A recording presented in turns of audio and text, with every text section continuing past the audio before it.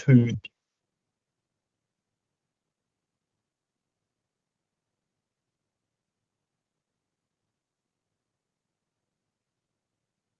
and then this will be something that comes to the incoming council to review as well. So yeah, I would just welcome any feedback from members, and if anyone wants to share Andrea and Hirangi as members of the working party, and we really just appreciate any feedback or endorsement of the draft mihi that's been circulated. Yeah, and we can include that within the strategy itself. Thank you. Thanks, Niall. As you can see there in the agenda, there's a couple of topics there. I don't know if you might want to talk to these, Andrea, but topic 1, 2, and 3, these are particular areas that we wanted to focus on for this forum in particular, and our people. And one is around incorporating kōrero te koiho. So the original strategy had talked about historic knowledge, and if we're talking in a non-iwi sense, that might be the last 70 years. One of the neighbours might know a few things, but we're talking about kōrero te koiho here, so the pattern of our environment according to pūrākau that we know and that go way back. And so that's something that we wanted to make sure is taken into account when the strategy comes into play. Another one is around marae resilience. A lot of our marae are in areas of really high extreme weather. And for instance, those in Okauia, the wind is horrendous. And so we wanted to make sure that marae was a real focus point here. Because our people want to be part of that preparedness plan, and while there's other community halls and things, marae are the ones that people look to open their doors and as a safe haven for whole communities, not even just our own marae communities. And the other one is around the sustainable management of Māori-owned land. We'll pass to Andrea. That's her. There's been a big focus on marae resilience. That's kind of what I'm finding. In Rokawa anyway, there's a huge focus on marae resilience. But the other thing is that occurred to me is a lot of Māori land tends to be on steep slopes and will therefore be more prone to damage during things like Cyclone Bola and Cyclone Gabrielle. I was very mindful of that. I was speaking to a kaumātua who was talking about they could still see the damage from Cyclone Bola.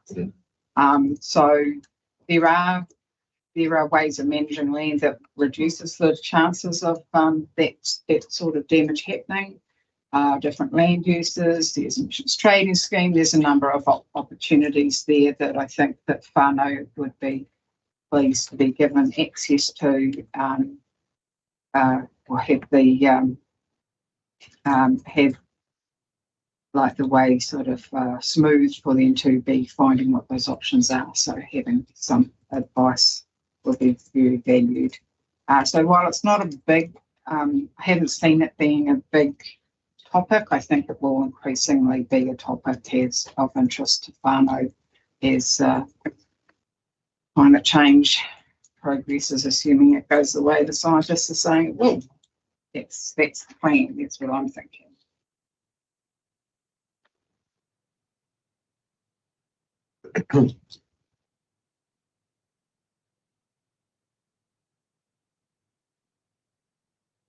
Any questions or things you'd like to put on the floor? You can see the timeline there of where we're at.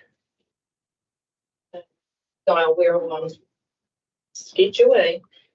We are, yes. One thing that has been interesting, Andrea, is the language that we use within the strategy.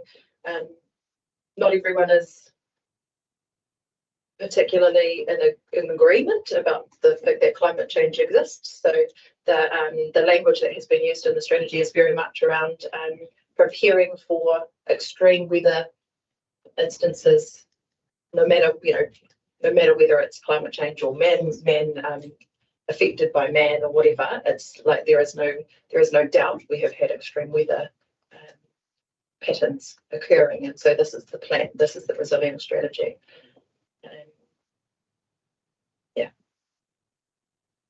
Can I just add a couple of things? So I'd just like to acknowledge Andrea and Norm, who came along to our online hui recently, just to check in to see the thinking behind the strategy and how things were going. As a result of that, we did make another change to our guiding principles. You might recall, Andrea, so we added oranga tonutanga. Our aim is thriving communities into the future. So that was an additional principle we added to the strategy, which was really good feedback. Also, Norm was really keen to have a further look at this mihi, but there hasn't been time since that last online hui. So my understanding is that he would like to take that time just to reflect, and we might look at some further changes in the future. I think he's keen to work with you, Leo, and Tuatahi just on the mihi. But in the meantime, if there's anything that you would like to give feedback on this today, you're most welcome to do so. Otherwise, we've certainly got an opportunity before we go out for public consultation. Mihi. I just have one question in regards to the climate resilience strategy for Tangata Whenua. Is the process now that gets endorsed by either the existing or incoming? Yeah. That's correct. Incoming.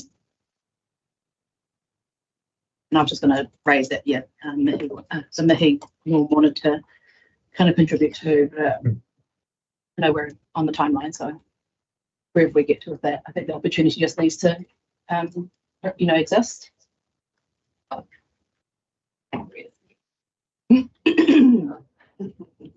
No, too late. Absolutely. So we'll make sure we've got that opportunity to look at the mihi before we put that in. No, we're actually perfect timing. We're just sitting with the climate resilience strategy. Oh, yes. And one of the recommendations we need to do today is endorse the mihi. Well, we could, or if we need some more time, we can change that. So unless there's any other comment about it, I'd better pass it to Norm, kind of, if you've got any feedback now. Kia ora tātou, ko tātou nei tu reiti, he kaupapa a whakawātia i te noa, he te atanei ki Waitua, more matu nā koutou. I think in regards to the mihi, thank you for the team that have been advancing it today. We recognise that the mihi is appropriate as it currently stands, with recognising the complementary kaupapa looking forward in regards to the climate itself, in regards to future-proofing the whakapapa and uru whakatupu.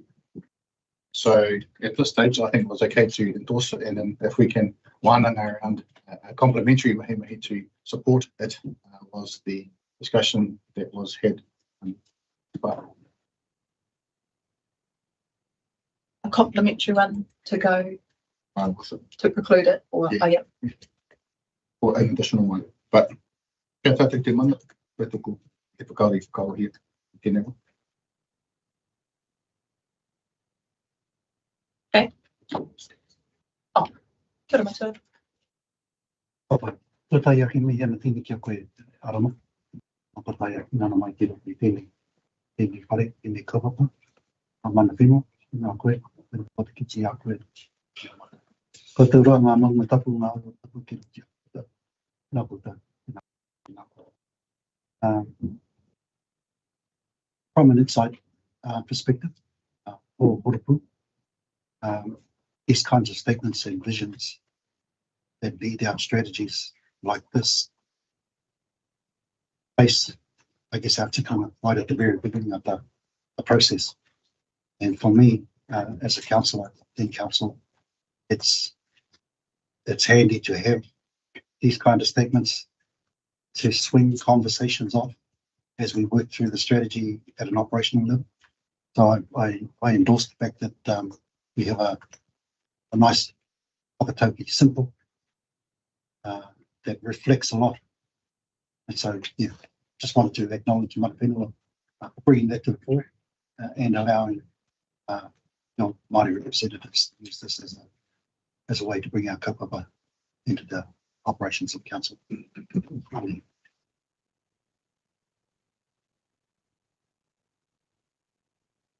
I must say we are getting much better at bringing the mana whenua forum into the really early stages. So I do commend our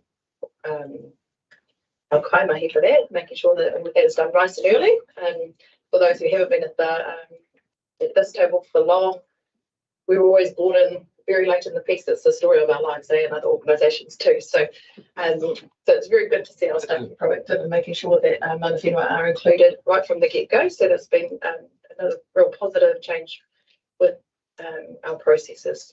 Kia ora, Maya, and your team. Just to talk to the whakapākehā wahanga of the first paragraph there. I wonder if we could change through our tipuna, could we replace it with tupuna? Or you know, the acronym. Yeah.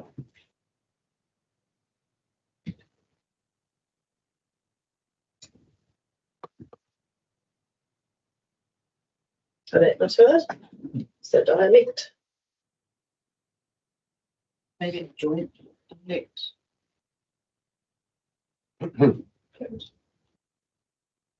Kia ora, I just recall a conversation a while ago from one of my kaumātua, and just the whakapākehā, te whakatautira,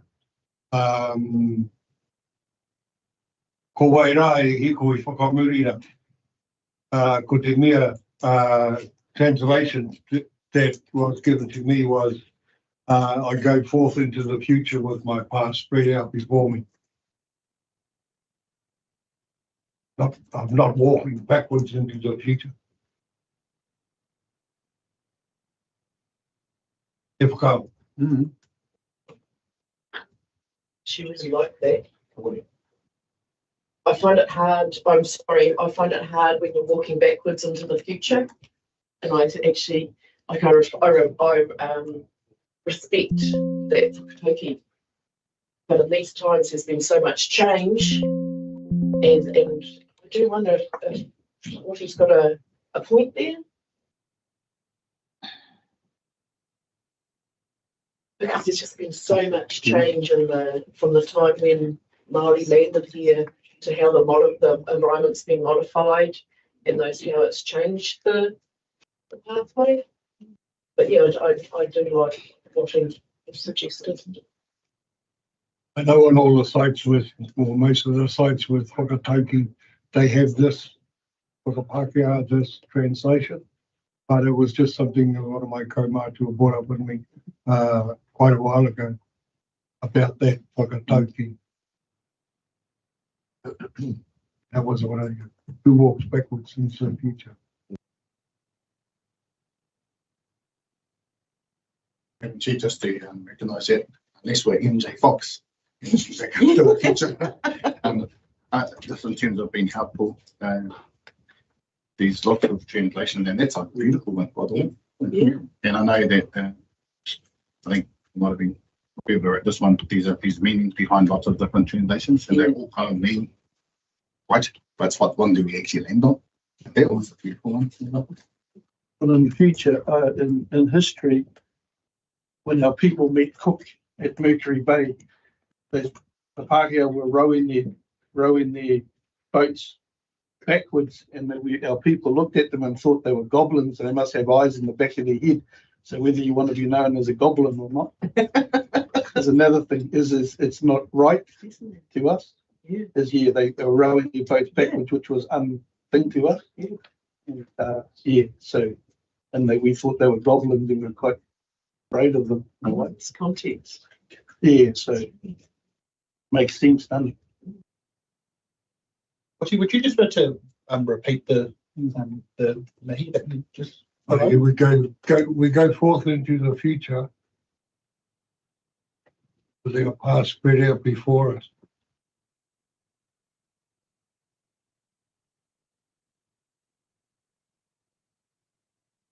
Spread out, laid out, whatever.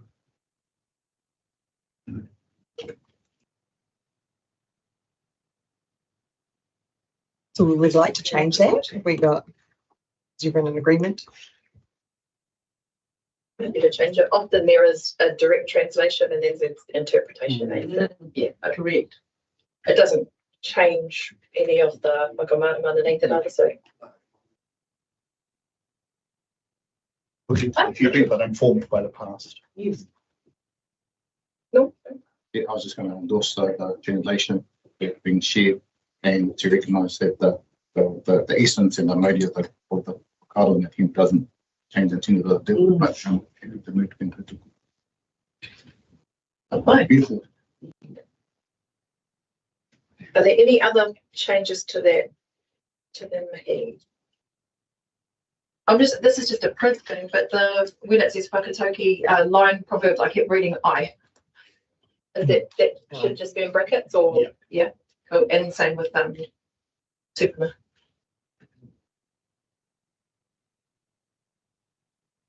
Okay, all right. So let's go to the recommendations. So I'll move that the forum receives the report and that we endorse the mihi for inclusion in the strategy and that we endorse the draft Manaaki Whenua Manaaki Tangata Matamata-Piako Climate Resilience Strategy 2026 to 2036.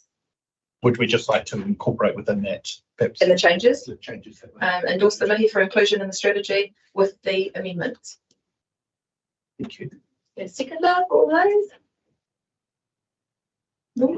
Okay, thanks. And I'd just like to add, just great to have Andrea and Harangi as your representatives on the working group from a governance perspective.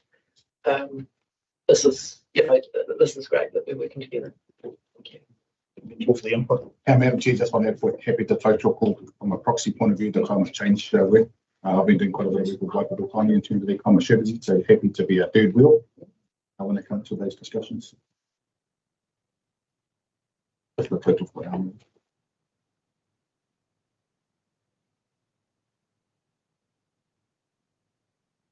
Would be good once it goes out to public consultation that we're really Engage. yeah, getting our whānau to engage.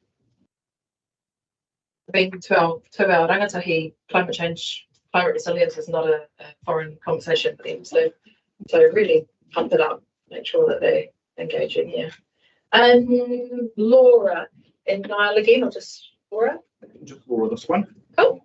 Hello, mate. We're going to talk about the policy on dogs and dog control.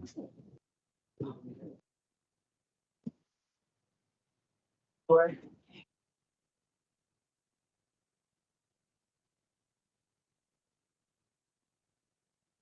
Kia ora, Madam Chair, kia ora koutou, forum members. I will just share the PowerPoint from as a slideshow view. Here we go. So today, providing an update on the review of Council's policy on dogs and dog control bylaw. As you may recall, we talked about this at your last hui, and we talked about the purpose and what's in it. And we could start to see some of the complaint trends and feedback already coming through to help us inform the bylaw. And so today, as we begin to think about the potential changes to these documents, we'd like to invite further kōrero, including the suggestion of how to incorporate the significance of kuri into the documents and some more information on how we can acknowledge the wahi tapu sites and how they intersect with the current rules. And so when we look at the significance of kuri, that's currently a objective in the current policy. So last time forum members expressed strong support for continuing this recognition of kuri in the documents, and we'd just like to invite some feedback today on where this should be included in the policy, the bylaw, or both documents, and to provide some feedback on this proposed wording and any suggested changes. And the proposed wording is up there in the italics. So it's council acknowledges and recognises the cultural significance of kuri as taonga in Te Ao Māori. This does not override owner responsibilities under the Dog Control Act 1996 or the bylaw, and we just like to invite your feedback on that today.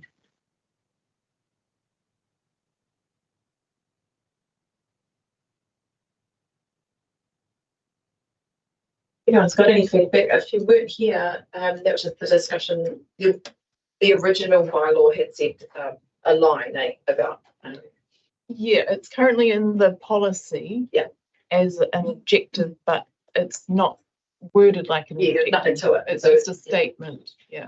So we thought, do we keep it in? Do we flesh it out? Do we take it out? Etc. So there was a little discussion around the cultural significance of kiri. So if anyone has any more, can help us understand that further, or any other information on that.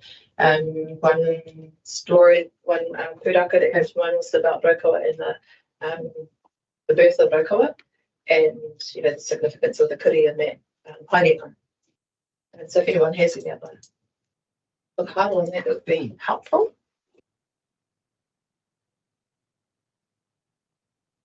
Kia ora tātou. E maha rawa atu e nei ngā kaupapa pāna ki te taonga. E pāna ki tēnei tuahotanga ki te trichi hei taonga. Trichi a Waitangi, tēnei e kore ake nei e taonga. Kore ake nei tēnei ki tērā. So it's protected as a taonga guaranteed in the treaty. Te trichi aroha mai. So whether you want to place that in there. Hei whakatauira ki tēnei tuahuatanga, maha ua tātou tūkuna e whakamahia ngā iwa pēnei te kuripango, e korowai. Koira te rangatiro o ngā momo kirehe, ei rangatira. Koira ma tātou. So just using it as examples anyway, that, some of our tūkuna ancestors were referred to as kuripango. Kuripango being a significant cloak that the highest regard to people, and so that's just some of the anecdotes, and there are more and more in relationship to the kirehe, whether tuahuatanga, hei kai, hei whakakoro I runga I te tepu, hei whakarangatira wa tātou manihiri hara mai nei, ka poina I ngā kirehe, ka rongo ngā manuhiri, kei te whakarite tēnā hei kai mā tātou, kei mua I mua I te hākari, wera tuahuatanga. So, wa tātou I tēnei he kai mā tātou. Nō reira, anō ki tēnei he taonga, e tiaki ai te trichi mā tātou. Tēnei anō tētahi e kore whakaai mai wa tātou iwi, me hoki ngā mahara ki wa tātou I aua wā pēnei ki ngā tūpuna. Our people used to talk about, oh well, what next will they tax? And they were talking about the registration of dogs. Next they will tax the people. And so our people refused to do that, and they were jailed and incarcerated for that.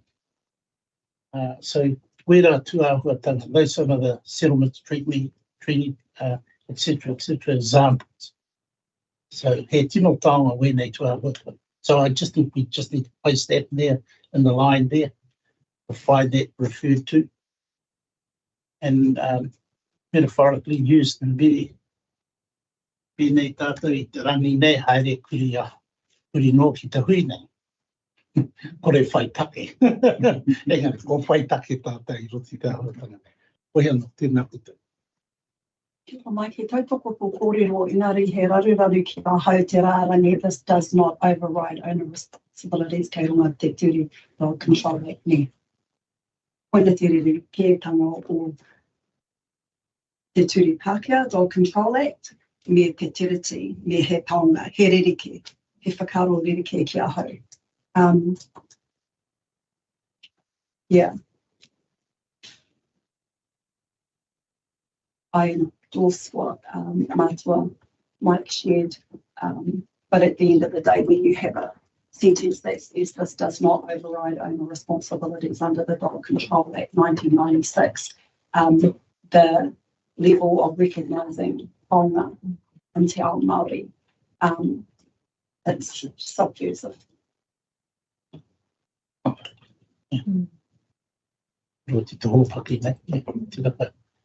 So it's very contradictory in my mind to have your first sentence that you're recognising it as a taonga. And tino tautoko te kōrero kairunga te tiriti. I fully endorse that taonga and the protection of taonga under te tiriti. But then immediately whakaiti the mana of that by saying this does not override owner responsibilities under the Dog Control Act 1996. I mean, don't quite different.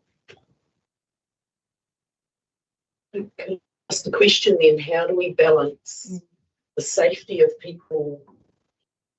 You know, like if it's because the act is the act, right? And so we're trying to promote the safety of people because dogs roaming, we have to have this bylaw in place because of the control of them.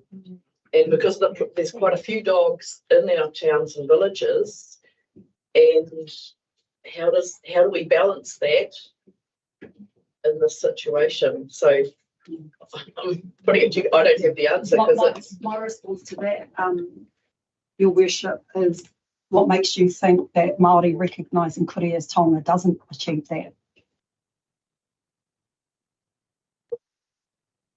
good question. But we have roaming dogs, and so how do we balance that? That's the challenge we have with this. All I'm saying is that paragraph Contradicts. yes, and I don't see value in saying we recognise kuri as taonga, then immediately afterwards you're going to just say, but the Dog Control Act is what will override. Yeah. So what's your solution? Looking Mana Whenua here to help. Well, that's just my I'm not.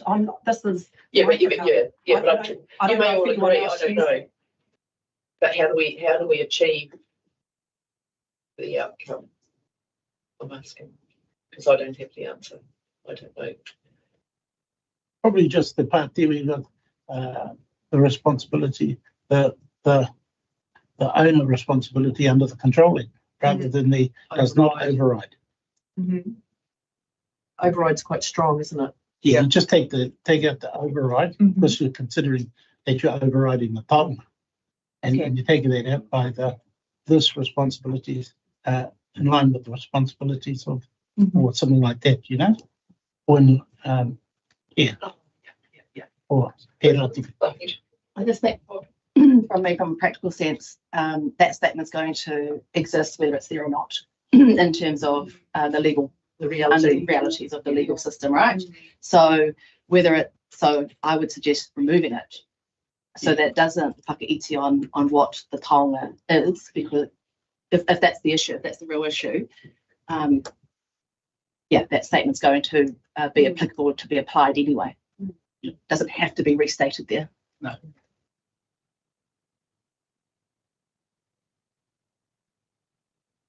I'm going to throw a curveball.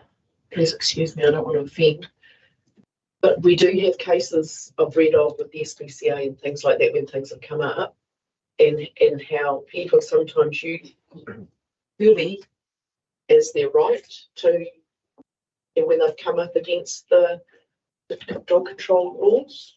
I'm just trying to understand if they did try to use that, does it have any over? I don't know. Like I'm just trying to. I'm looking at it from wearing the black hat, trying to understand the process so that we get a good outcome. Yeah, that argument. Okay, so for those of you that don't know, I'm also a criminal lawyer and I have been for nearly 30 years. So that argument applies in any jurisdiction, anywhere. That constitutional argument about te tiriti and the taonga issue, that applies to water meters. And from a local government perspective, that argument can be used on why we have to, pay to get library books out, education, mātauranga for taonga. So really, I think that's why staff from an operational perspective, need to be educated around those constitutional arguments and how they manage those relationships, right? Because it's all about relationships when you're on the front line trying to get, I don't know if you have microchipping or, you'll have mandatory dog registration and getting kutia and things like that. But it doesn't, you can't control those arguments because they exist. They're fundamentally constitutional arguments that have been recognised in the Supreme Court and the highest courts of our country. So anyone can bring it, but your staff have to be educated how to manoeuvre and discuss those. Thank you. Yeah, just good to understand. Like, I just want to ask the question because from a layperson's perspective, I have the same argument nearly every day in a district court in New Zealand about people who don't want to pay their warrant of fitness or their car registration. It's very, very similar arguments because it's all constitutionally based on te tiriti. I remember when we first looked at this was like the 7th bullet point on a list of things. I'm just wondering whether it's a thing on its own where we talk about the cultural significance of kiri and how that goes hand in hand with the protection of mokai and whenua. Do you know what I mean? So rather than this is overridden by the owner responsibilities, this goes hand in hand so that our mokai are looked after, our whānau are looked after, and the harmonious community with dogs. I don't know. Anyone else have thoughts on that? So it shouldn't be that there's a law over this. It all works in together, and that's why that's how it can all. It's not another bullet point. It's actually like a thing on its own. Right, preamble, isn't it? Almost. It's almost a preamble, isn't it? It's just like you're right. It's just like whenua. Whenua is the same. Like yes, but there's still these rules that we have to think. But even though it's Well, in history, a kuri was held in the highest regard. It was looked after. Yeah, so that's why the bylaw actually. It was looked after. It wasn't let roaming because it was that valued. Whether we made it into a cloak or we had it as a guard dog, wars were started over kuri. I'm glad because from our last conversation, I'm actually glad that that's been left in because we were contemplating to take it out. So I'm glad we've left it in. You just have to get the wording right as the owners have said. But so in a way, in the monarchy of your dog, if a dog wasn't mistreated or let go skinny or left on the chain, it was actually held in the highest regard, like right up there with whānau, as whānau are treated. And that's how good dog owners treat dogs, as they treat them as whānau members. So if you can awhi along those lines, it might be all right to you for operations level to understand, because a kuri wasn't neglected from any narrative I've seen.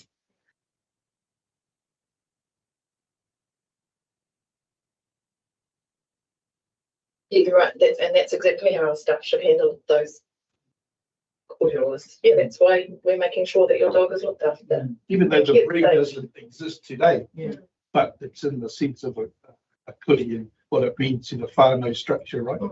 Yeah. There's other things as well that we looked at in that policy that whānau may not understand. But if there's no complaints about your dog, there's a discount you can get. There's lots of ways that you can actually, you're not having to pay the full cost all the time of registering your dogs. It's not such a, but yeah, we can use the engagement period just to share those messages as well, to let people know of those different relays. Yeah. How do you feel about that? I don't know, around that, making it a different statement that it's about. Yeah, how you separate the sentences. It's a syntactical thing, really. Yeah, it is. Yeah. Okay. Kia ora. I'll bring that back. To the next hui.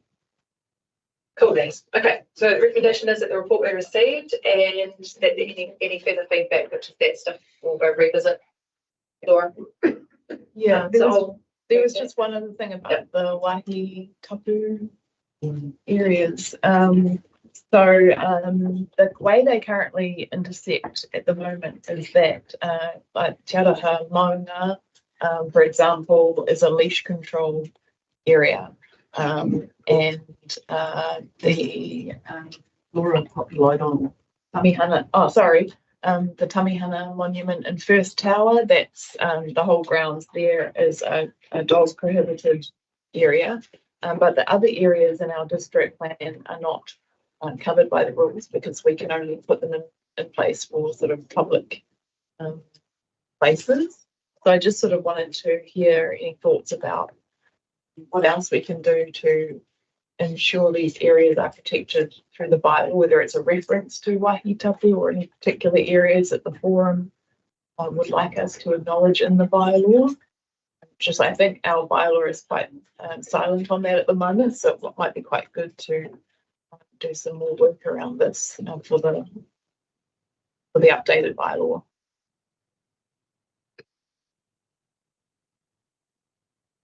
You don't have any thoughts there? I know with like Marae, Urupa, we have our own signage that's, you know, kind of states. Yeah, I don't have any strong opinions, but common sense would just say that maybe we refer to when visiting wāhi tapu, recognise the rules there. I don't know. Anyone?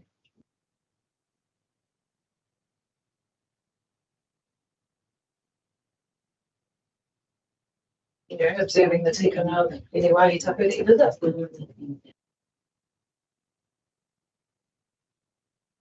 Any ideas?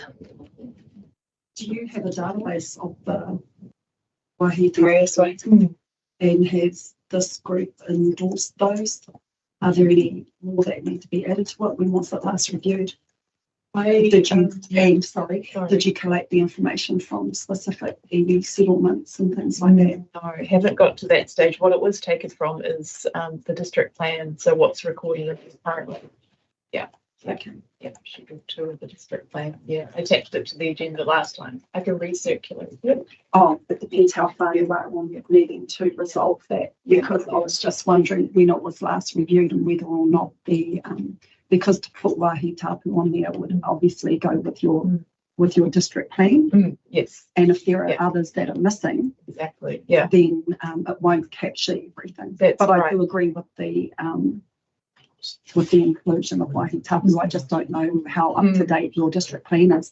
Yeah, I think that's kind of what I was wanting to know. This is at a point in time. I'm not actually sure when it was last reviewed. So I just want to know if there's anything in that list, because I do understand it is quite old. I don't know exactly when it was reviewed though, but yeah, so I probably couldn't comment. And you've got pre-settlement and post-settlement groups here.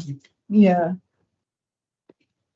Just through you, Melanie, I support the inclusion of acknowledging wāhi tapu in this. And I think just to note that not all iwi would be willing to share all their wāhi tapu in that public forum. So yeah, so the acknowledgement of it is probably what covers that for me, and not necessarily the whole listing, because that's just information that doesn't always get shared.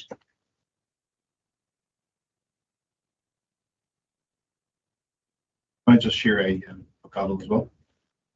The difference between a wāhi tapu versus a cultural site of significance. How do we define what is a wāhi tapu versus other sites that are culturally equitable in terms of its sacredness and its importance?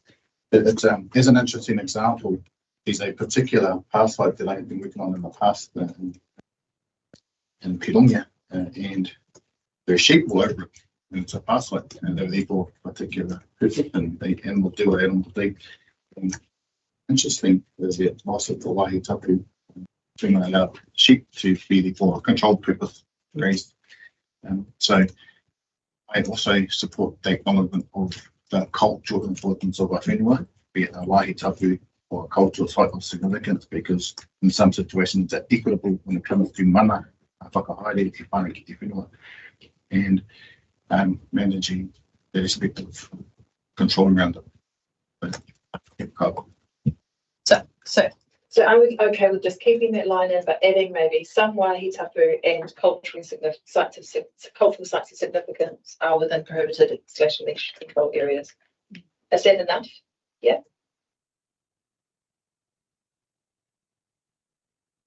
Through you, Madam Chair, there is in the report some suggested wording, some example wording, which I'm actually thinking sounds pretty good. Yeah. I'll just read that out to save everyone trying to find it in the report. It says, Council acknowledges that many marae have established their own tikanga and rules regarding dogs. In areas identified as wāhi tapu or governed by marae charters, dog access and management may be subject to additional cultural protocols. Dog owners are expected to respect these practices alongside the requirements of this bylaw and the Dog Control Act. I think that's kind of a good core to be starting to work from. I felt quite comfortable. There might be a bit of word tweaking in there, but it recognises the mana of mana whenua to what your own tikanga is without making it marry up exactly with the rules in here. And it's a statement of that is supportive, I think, for mana whenua where someone's being a menace with their dogs and doing the wrong thing. So that's on page 16 of the agenda, 16 of 36.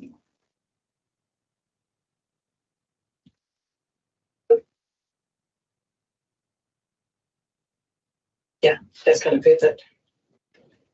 So the recommendation is that the report be received and that feedback is incorporated into the. Oh, yes, yeah. I can bring back some wording, a revised wording next time. Yeah. That still fits within our timeline. We've still got plenty of time to get this right. So I really thank everyone for their feedback today. It's very, very helpful for me to make sure this is right and appropriate. So you're going to bring back the amendments. Yeah. Okay. We'll note that then. I have a seconder for that.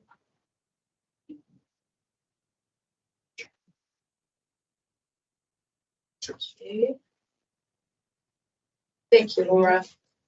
Kia ora. Hei tāpiri atu, wena una kōrero whānaki, wena kaupapa. Hoki aku pāra I te tai mei haramai he manuhiri kua tātou hui. Hoi haere o I tahi o ngā tangata I roto I te whare rā. Pēnei ke te tohuto te marae. E wai te kuri au nei, e rengia ki te tai apa. Wena noi. Kia ora tātou. E whiri.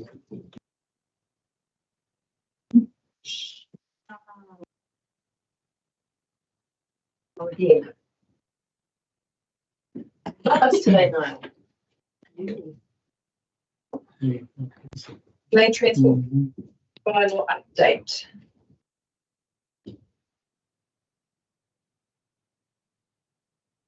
Tēnā koutou katoa. So just a quick update this morning on the land transport bylaw, which is currently being reviewed. And it was presented to the forum in August following a council meeting, just with some initial direction and some initial feedback provided from the forum. So previous feedback from the forum and staff responses are included within the report through a table format, but I'll just give a brief overview. So one of the issues provided was marae parking. Staff have discovered and conclude that private property is outside of the scope of this bylaw, but for large-scale events on marae property, discussions could possibly be had. Shared pathways was an issue that was discussed due to CRMs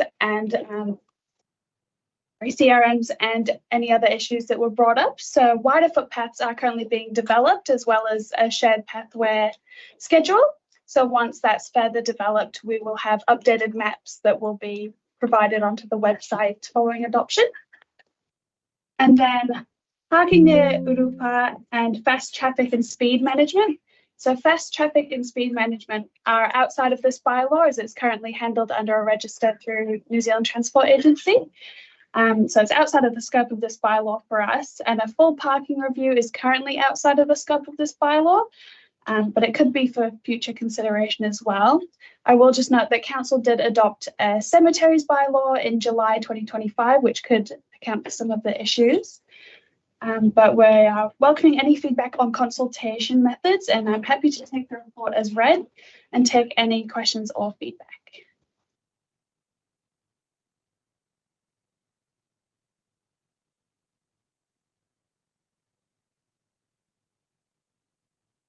I've got any feedback here. Just a question if I can with the Jim. Do they have lime scooters out here or scooters? No, not in our district. They're old school. That's not a big thing in our little town. No. I don't think, would you get the range from Hamilton? So, less than Kirikiriroa. And They can stay there. We've got people with their own scooters. I see kids all the time on them, zipping along the footpath. I will just note that throughout the bylaw future-proofing, I am making notes for e-scooters and mobility scooters and things like that on shared pathways. Just because a couple of mentions through some CRMs were about mobility scooter speeds on shared pathways and things like that. So we're trying our best to future-proof it in case they do come to the district. that's all thing. Yeah. Well, we've got people riding them, right? Doesn't matter if they're lime scooters or not, you know. Good. We've received the report. No feedback. Yeah. I just happy to acknowledge the work that's been done with NZTA. I think there's been some really good work done with the marae on Highway 29, 27 that for speeds and safety and that. So sits outside this, but just good that we're having those that corridor with the agencies for better outcomes, safety outcomes for the community. But, okay, I'll move that. Can I second that? Dawn, thank you. Thank you. Right, district plan and RMA update.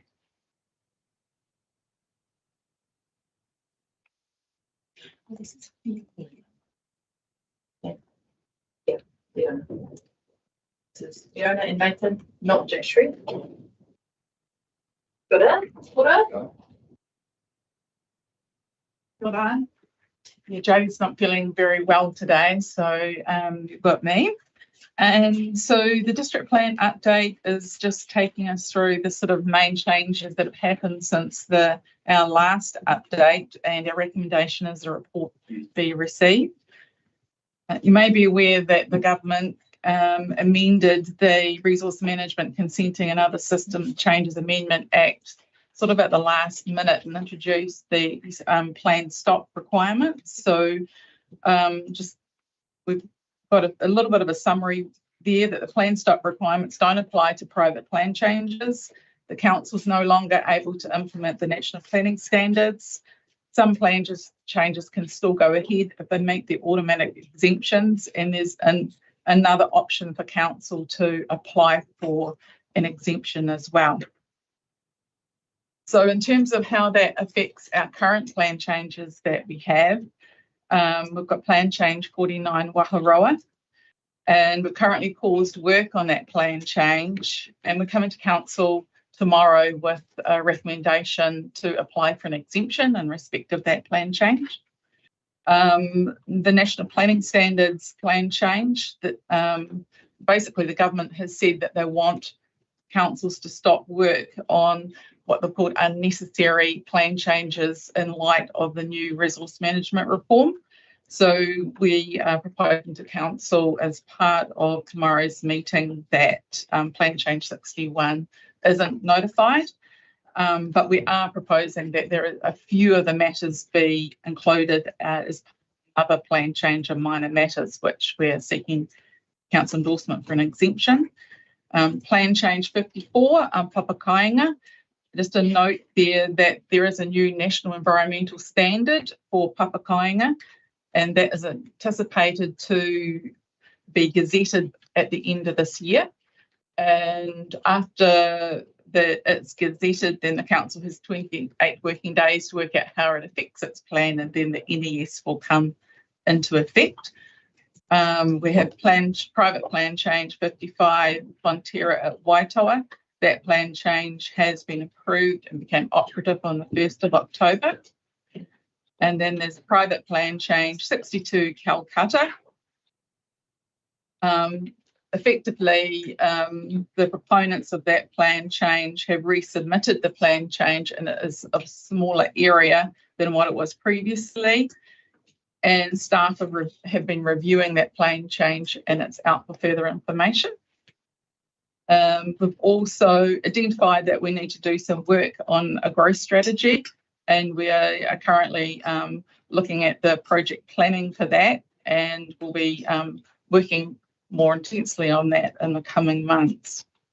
We've got a outline there of the Resource Management Act reform. So it's happening in 3 stages. So stage 1 and 2 are complete.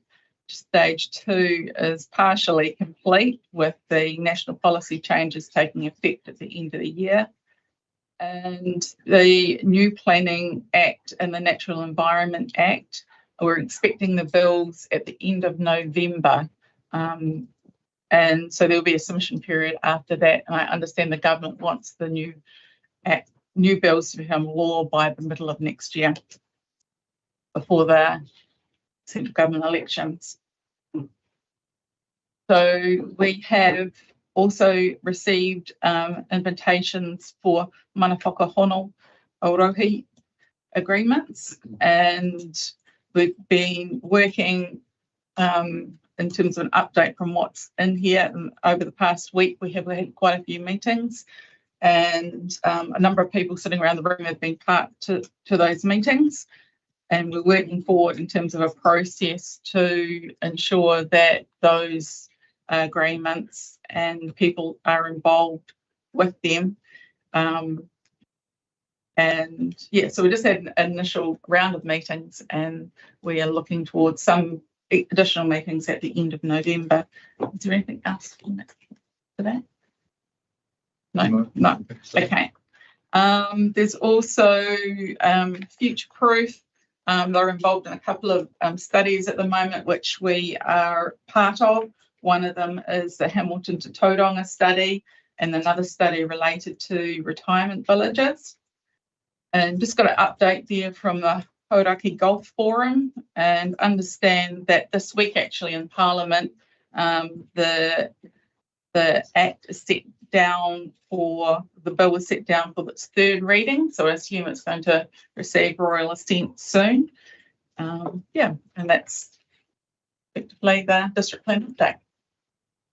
Happy to receive any questions. What do you foresee with the changes of our Papakainga plan change? Do you have any indication of what the changes might be, the government, or is it just too soon to tell? Well, we've got a submission in on it, so we've got a pretty good idea. And generally, it's my understanding that the provisions are more enabling than what we've currently got. So that's probably of benefit. We've put in a submission. I think a number of other councils have as well, because some of the setback requirements and things reflect what we call the medium density residential standards. So they're only sort of quite small. So we've put in a submission to apply the setback standards that the council's district plans have. Whether or not the government thinks that's a good idea, then we'll find out in due course. Yeah.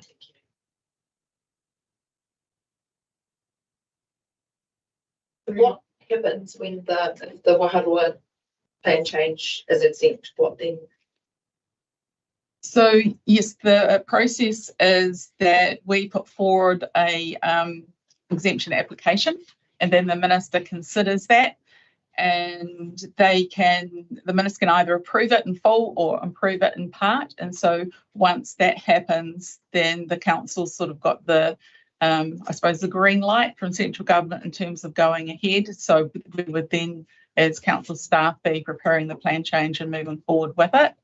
As part of putting forward the exemption application, we would like to engage with the governance group, because we think it would be useful to ensure that we follow that process. So because of the council election cycle, it may not be maybe to the end of November that we can actually put in that exemption application for that plan change.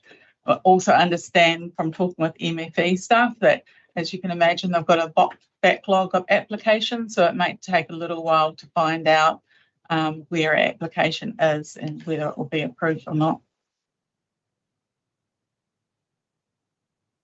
When did we start plan change 49? Oh, okay. No, plan change 49. 49 Waharoa, sorry.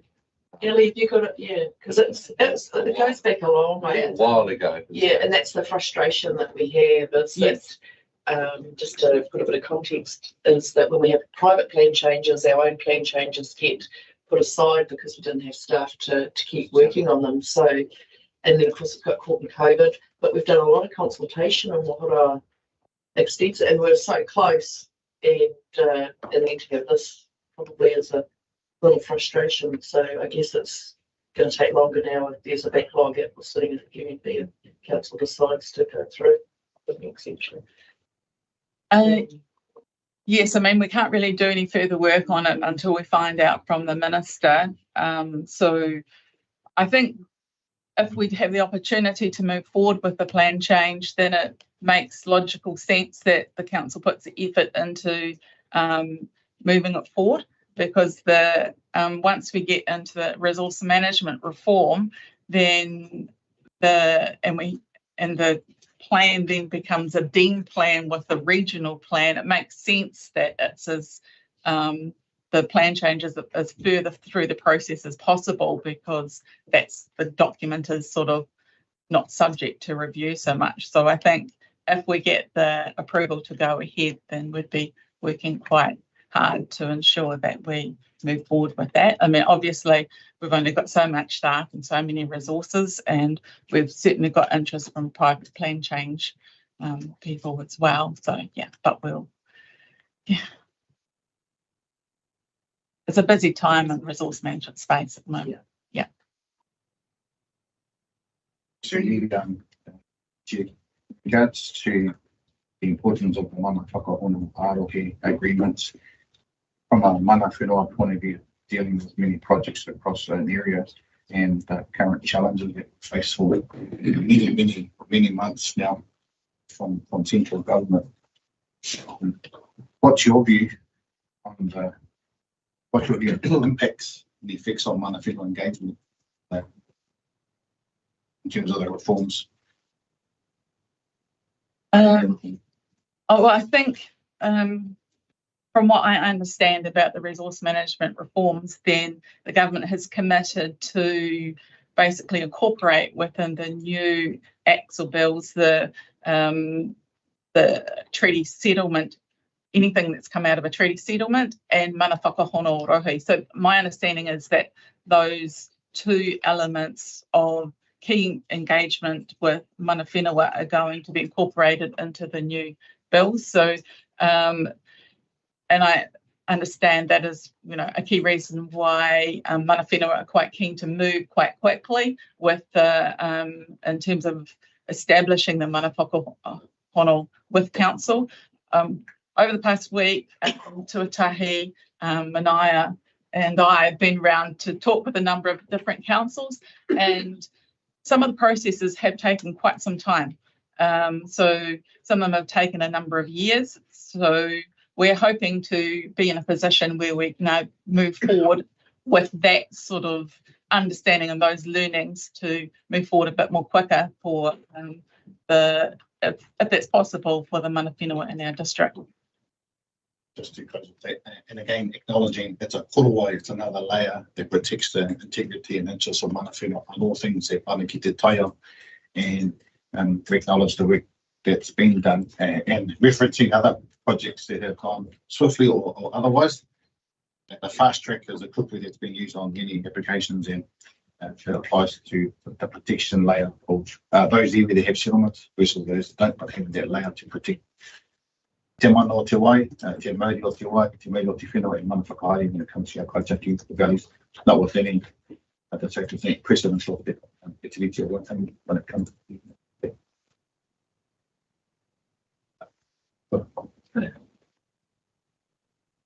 Madam Chair, with respect to the growth strategy,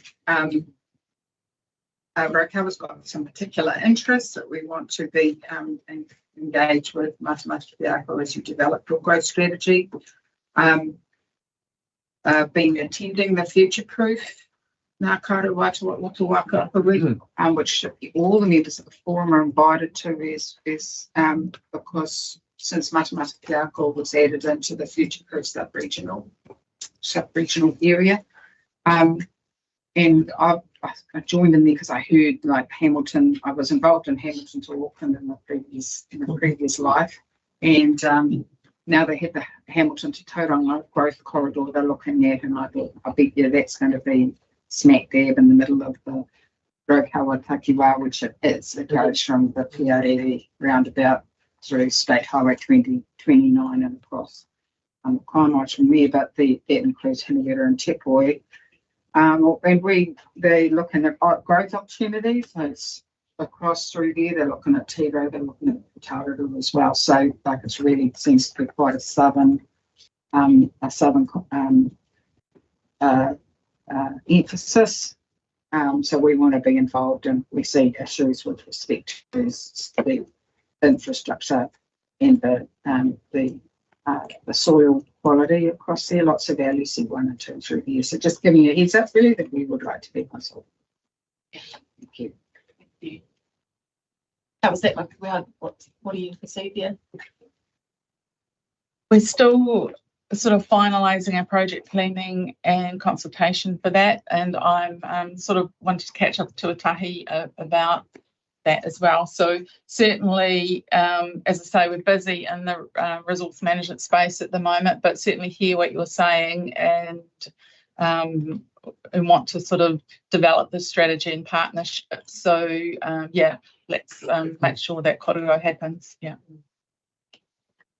And just to, if I could just add, it's really important because I was probably one of the advocates for the Hamilton to Tauranga study, because there was a lot of focus on Hamilton to Auckland, and really the triangle is involved there. So, and it helps us inform us on what our future growth strategy looks like if there's a broader study on the Hamilton to Tauranga connection, and to understand what is or what might and might not happen. So just really, really important to, and it's the links through Future Proof with the consultants working on that economic corridor study.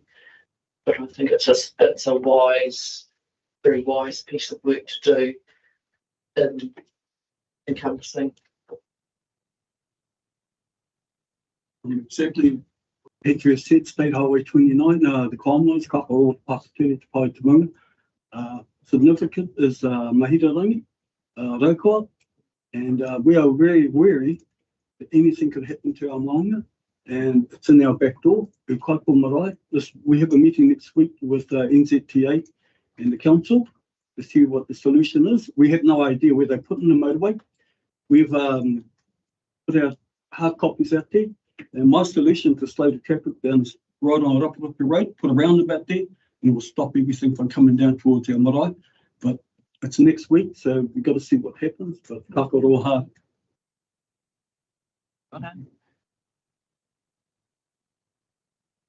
Just want to double check though, when you talk about not like when things go into non-notified, that doesn't exclude iwi notification,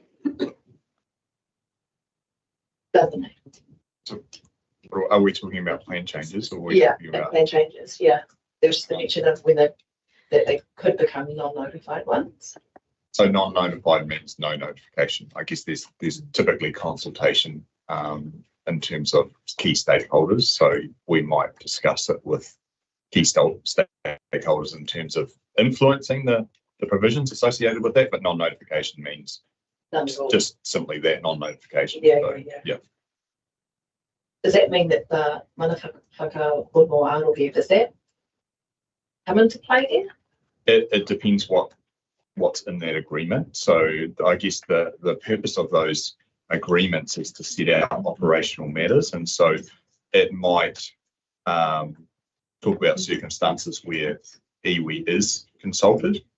Yeah, it just really depends what's in those. Yeah. To add to that, one of the big reasons for Great Cover for inviting the council to enter into a mana whakahonua Arohi is because iwi who have a mana whakahono wairohi have a special status in the fast track consenting sphere.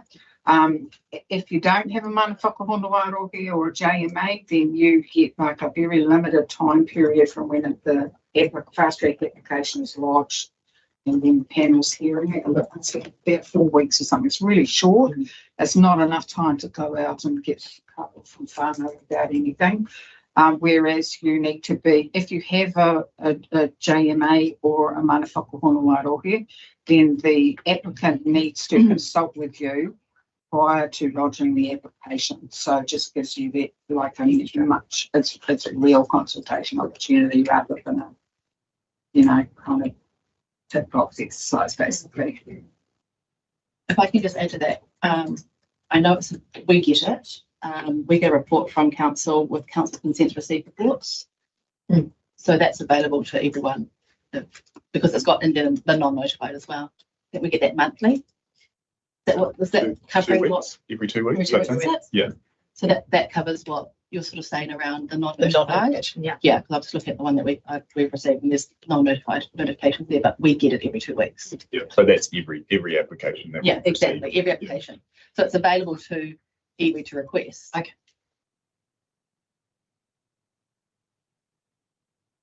Oh, good to know. Okay, so I move that the reports received. Oh, sorry, Lord. Sorry, just in regards to process and a key stakeholder versus a partner. So iwi are partners, and we get a range of many applications that are resource consent subdivisions or tank that needs to get full for the cows. Recognise all those. It's mana whenua's responsibility to respond and recognise those relevant consents that we need to respond to. What happens if a application gets processed without iwi engagement? I guess it's up to the planner at that stage to make a decision on whether they think mana whenua is affected. So I guess the reason for sending out all those applications is the planners aren't aware of everything, so that they're looking for mana whenua to respond to say, okay, we have something you won't know about in associated with this application. So if we don't hear from mana whenua, we typically assume that there's no issues with a particular application. So there's an assumption. Yeah, yes. I think just with respect to that and just for the record, we know that there's a limited amount of resource that iwi have to respond to a myriad of consents that you get overwhelmed with every application that comes through, and you kind of pick and choose what you can respond to as much as one can based on the time that you have. It's just that mana whakahono arohi and the JMA, my work for Ngāti Hauā, we've got access to the portal that iwi whihe, and there's huge amounts of fast track applications in there, and it's quite overwhelming. My request from a iwi point of view, responding to many consents, is that just having that another layer of protection from an iwi engagement point of view that ensures that engagement has happened with a mana whenua, a member or kaitiaki of that particular area. One email doesn't account for engagement, and if you respond by email, I think it needs to be a bit more respectful than that. So it's my request to council planners, and we have a real strong relationship with Ali. Ali's part of our whānau, she's part of our furniture with regards to this process, and so Ali's aware of that. I just wanted to make that acknowledgement with regards to a huge amount of work that's been done to respond to a myriad of applications. And we need to be involved as much as one can to respect our kaitiaki and magafta, our wai, our kuri, and all those other key provisions that we need to uphold.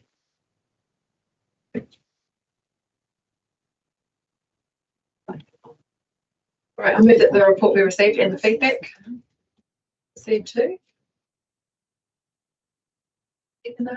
Norm, kia ora.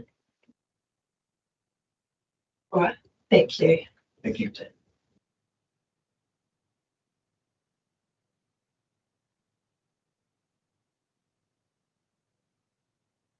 Ali and Andy. Civil Defence Emergency Management. And sorry. Morena, through you, Madam Chair, before we kick off, as the first part of this item, I'd like to introduce Andy Bouvier. He has been employed as our council, along with Hauraki District Council and South Waikato District Council, as our emergency management manager. Nice tongue twister there. And so I'd just like to introduce you, and he's going to do a little bit about himself. Ko Andrew Bouvier toka ingawa. Ko ahau teipo whakahaere whakararo i ngā konehira o Hauraki rātou ko Matamata-Piako Waikato ki te tonga. E whānau mai ahau ki Ingarangi, e tupu ahau ki Ingarangi whenua moe moe me Aotearoa, e noho ana ahau ki Kimareti. Tēnā koutou, tēnā koutou, tēnā koutou koutou. Through you, Madam Chair, I'd like to table the Civil Emergency Management Report. Since writing the report, there's been several other items I'd like to give a verbal update on, please. The purpose of the report is the local councils have a responsibility under the CDM Act to provide for emergency management, and that includes activities across the 4 R's. Response, reduction, readiness and recovery. In order to enhance Matamata-Piako's commitment to this, more recently from July the 1st, a previous service level agreement with Waikato Regional Council was changed to a service level agreement with Hauraki and South Waikato. So we retained emergency management officers at Hauraki, South Waikato and Matamata-Piako, and the last piece of the puzzle was an emergency management manager, which was myself appointed, and I've been here since the 1st of September this year.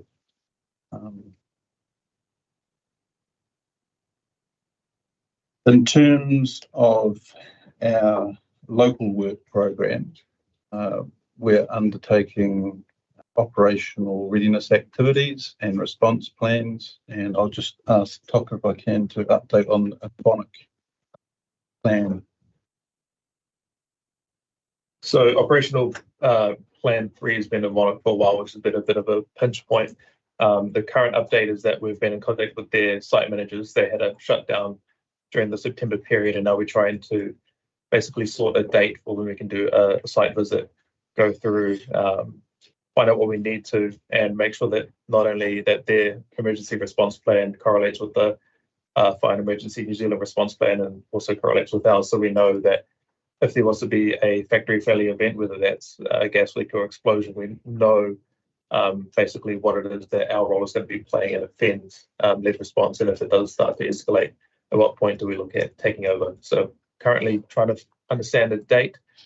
The proposed one is late in October, but we're happy to reassess to make sure we get the right people in the room at the right time. But aside from that, operational plan 1, earthquake, has been completed, and operational plan 2, severe weather response, has been completed as well. In terms of the regional CDM structure, you may be aware that the group strategic plan was approved early this year. Since then, in September, the Joint Committee approved an action plan. Now, the group action plan is essentially our work plan for all councils across the group, and it's broken into 25, 26, 26, 27 priority actions, and it's to be reviewed after 2 years. The action plan is from 25 to 2030. So looking ahead, we will align our work program with the group action plan, and some of the things in there are engagement with community, specifically marae preparedness and Maori engagement, operational readiness planning for different scenarios, which include the Hikurangi subduction and Kermadec, Kirapehi fault line. And these are broken into year projects. And there's a reasonably large focus on recovery. So over the next 2 to 3 years, we'll be looking at different funding to assist with this. And nationally, you may be aware that in June this year, Minister Mitchell released a strengthening emergency management document with essentially 5 key strategies, which include and align with the group work program.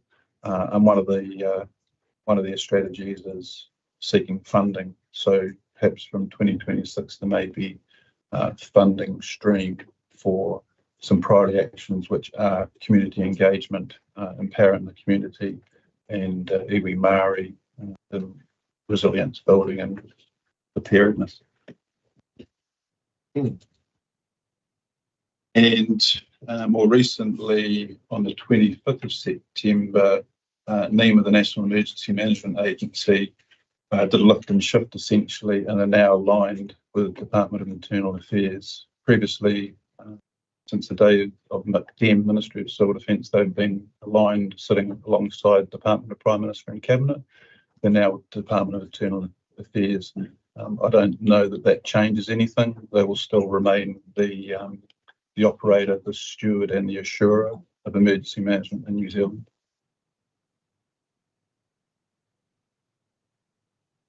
I'm happy to answer any questions.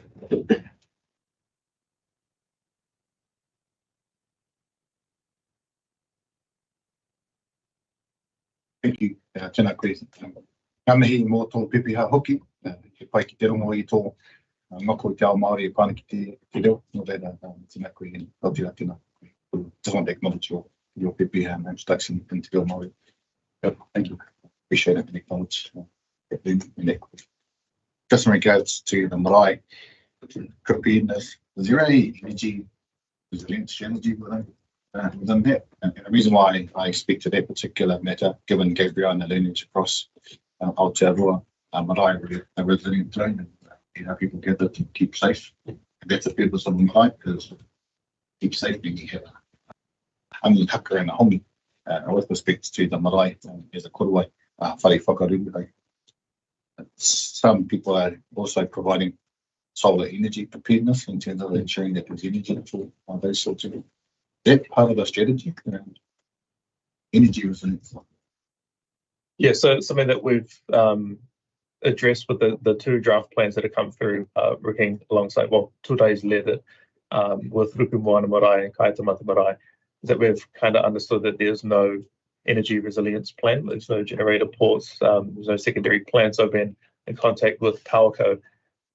So we learned that through the Lines Company in Waipa, they actually had a marae resilience program where they actually went out and started either putting in generator ports or solar panels on marae.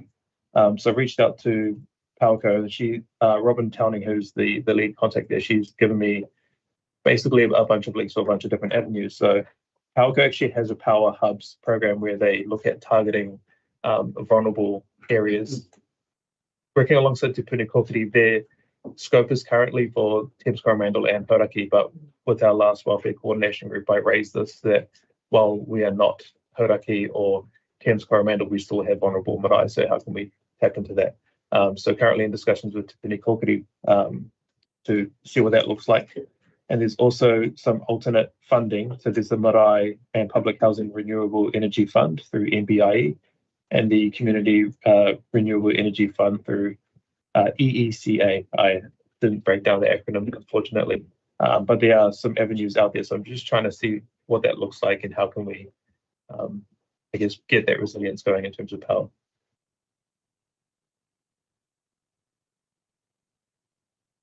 Okay, are you just going to keep us updated? Like, Rukumoana is not at the first of the list, and we'll carry on. Yes. So with Tūtahi leaving that basically allows us to not kick down the doors, but basically it gives us a start point so we can see what 6 years looks like.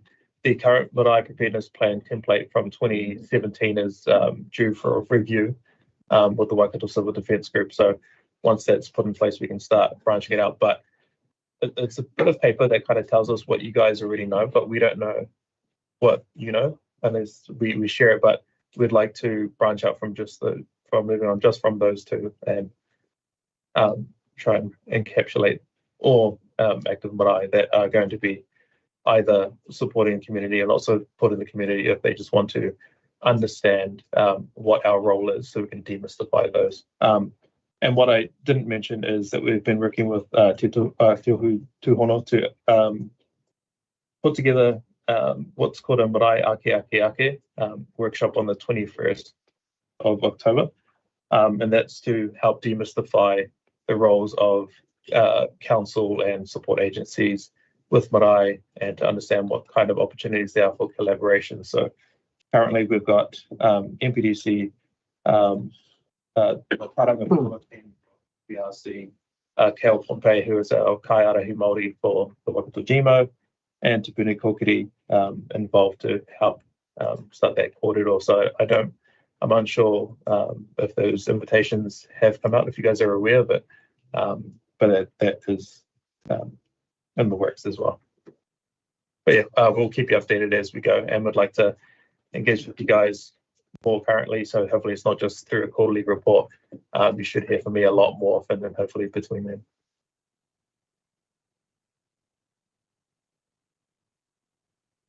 Rokau is putting an emphasis on marae resilience, have been successful at getting some of the national funding for marae resilience. The marae that have been picked as the best candidates to serve as resilience hubs. None of them are in Matamata-Piako, but Ruapeka is just over the boundary into South Waikato, and we have Pikitu marae as well, and also the community marae in Tokoroa to Araha, which has been returned within the last year or two to Rokawa.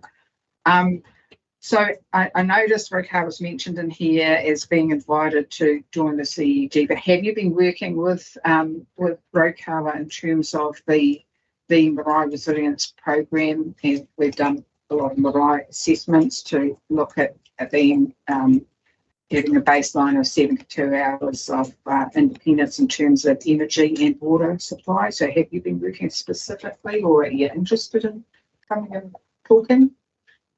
I guess that's, being new to the role, I'm aware that Martin Barrett, the emergency management down in Tokoroa, has engaged with Rokawa and the SWIPICs. And I understand there's some resilience funding discussions around both marae preparedness, but the detail I'm not fully over it yet. I'm still trying to get my laptop to work properly. Feel free to reach out, and my contact details are on the page, I think, and also I can put you in the right direction for people who are the overseeing the project. Too. Yes, please. Excellent. When it comes to funding this, are we actually helping marae? Are we facilitating that? With Te Puni, I'm assuming that's why we're in talks with TPK. Yes, just trying to understand what that looks like. I'm not a specialist when it comes to funding. That's not normally my forte, but I'd like to understand what avenues are out there, what does they actually look like. So I can't talk to that too much, but that's what I'm looking to understand, just trying to grow my knowledge, unfortunately. From previous experience at the Civil Defence Group, I was aware some years ago Te Puni Kokiri had funding for marae, and the group were told not to be involved and endorse. That's changed now, and the group are actually leading a project on the Civil Defence Group on how we actually so that's part of one of the priority actions in the group action plan to identify that for all of us.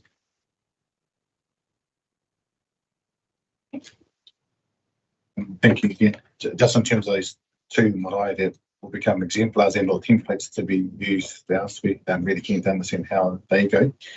Certainly for Tui part, we might have our marae dynamics, but we recognise that, should an event happen, our marae is certainly hopefully prepared as much as we can to our local backyard. just one other question in terms of funding. Does council reach out or support or advocate for the philanthropic trusts for funding?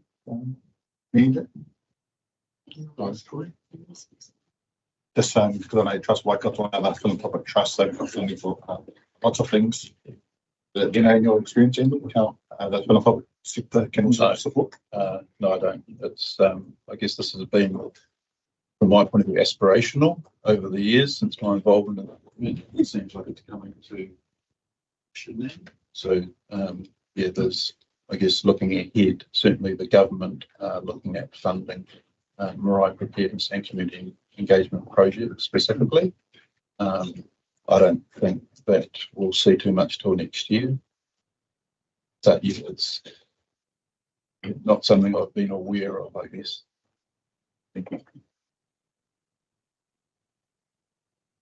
Just one question. In terms of the marae response plans, have any marae completed those or engaged with the governments? It's just the two that are in draft at the moment with Matamata and with Moana. I can't speak for outside of our district as well, apart from I know that it's been quite a bit of an overdue piece of work nationally, but for our region, we're really trying to get this engagement going. But that being said, if you are wanting to start that process now, let me know, and then we can have those discussions and I can learn what you know, I can talk to what I know, and we can start developing the plan. Although we don't have that template ready, it doesn't mean that we can't start these discussions, because if we spend too much time waiting and the flag goes up, we're going to be behind the 8 ball, as it were. But yeah, the earlier the better we can do for engagement. I don't want to sit around and wait for a strategy or a plan on how to talk to you guys. We can just start there now. It'd be awesome.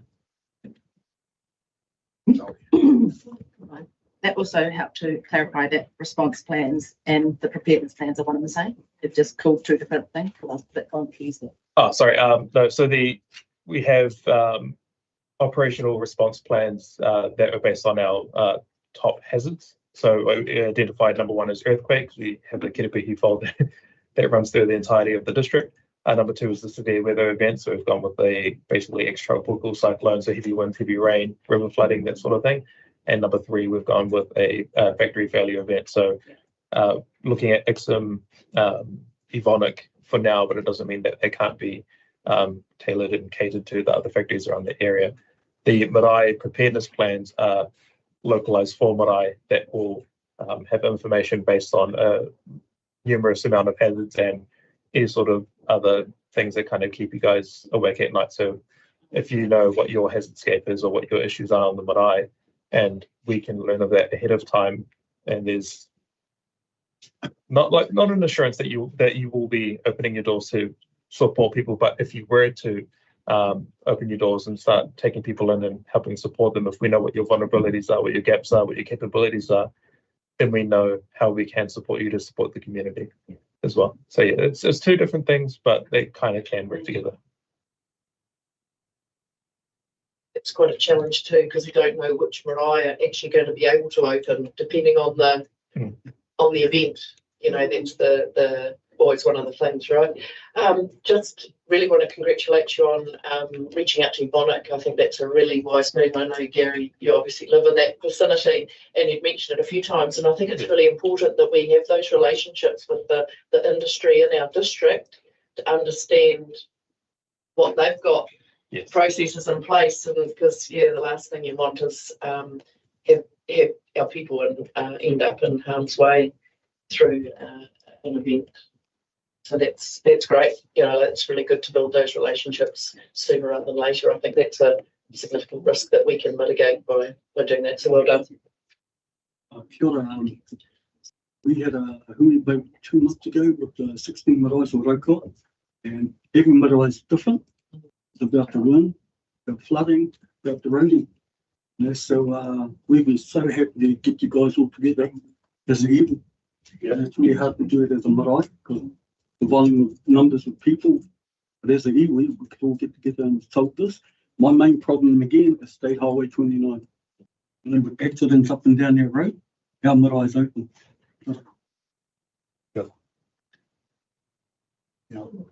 Sorry, Madam Chair, I was just going to comment on the evening factory.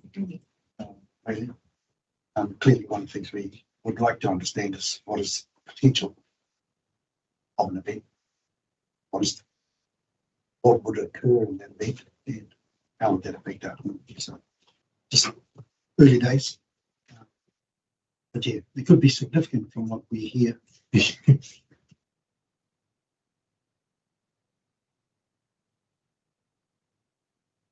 But no more to be said on that. I'll move that the report be received. Seconder.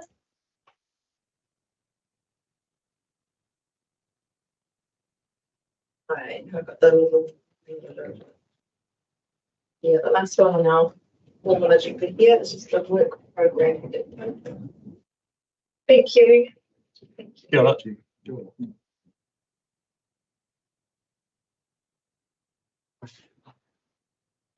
Well, Tato.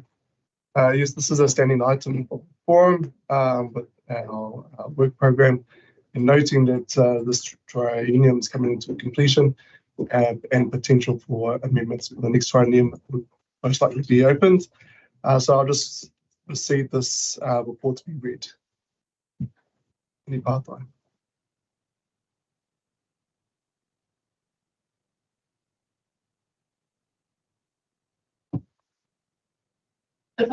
I just want, sorry, what are the three top things?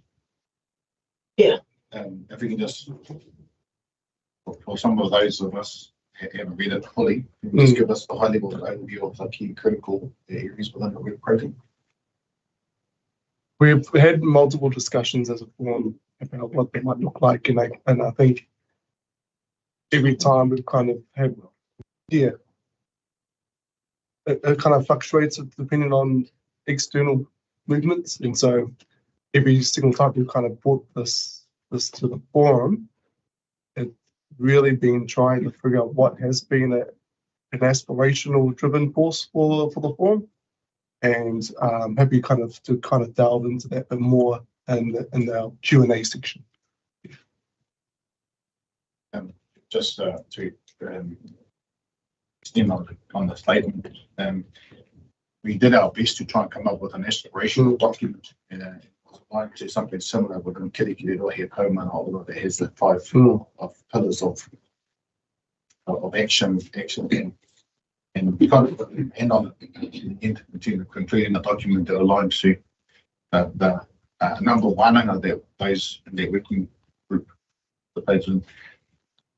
But what I see, without looking at the detail in terms of the operational plan, is how do we really give effect to true partnership in the context of operational drivers and pillars to recognise what is looking well, what needs to be slightly more improved, how we go about investing in that. Just want to acknowledge you, Torte. Thank you for being our program council, and we appreciate what you've been doing for us.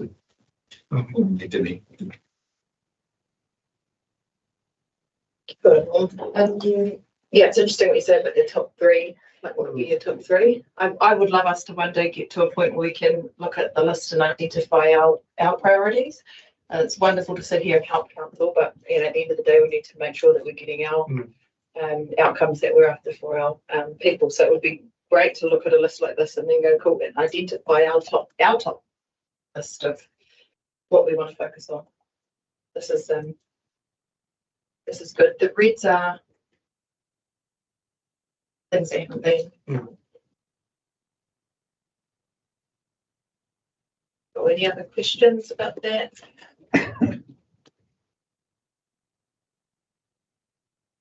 I was just going to say, and I said we're going to workshop coming up. But one of the things that this particular table has in common, I guess, is key segments. And one of the things that council struggles with, I guess, is understanding the impacts on our collective settlements on this district, and wondered if that might be hope of that Matamata-Piako might want to take up. It's just try and figure out how we can create something that provides guidance, information, the potential tree settlements are to Matamata-Piako.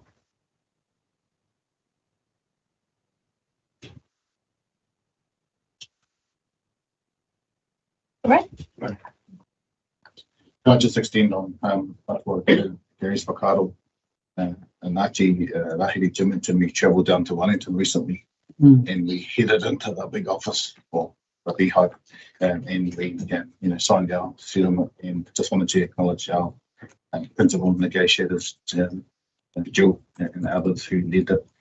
It was quite a awe-inspiring settlement signing situation.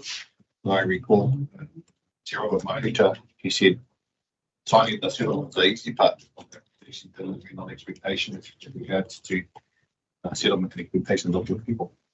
But there's key principles that he applied is actually people, planet, and purpose, and partnership.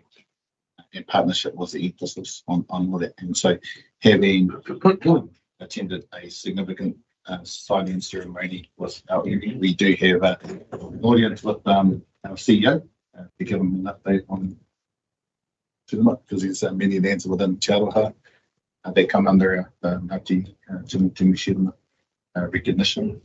So I think that giving recognition to the mana whakahare whānaki ngā mea raupaki kia ngā whakamua i te hua, te puawe, kaura whakahira mai kātou, so that we can inform our partners around expectations given any tune of assets and the easements and other things that are in partnership with BDC, and how we work to recognise the potential partnership on those assets in whenua and why. So total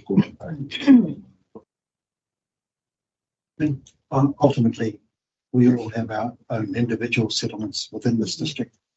But what does that look like collectively? And if we're willing to share, actually, firstly, that's going to be the first one. So something that we as iwi are comfortable to share this environment that is going to help, I guess, pave the way for being able to walk backwards into the future. You know what I mean? So just being able to share for council what are some of those critical elements in our settlements that might impact this district.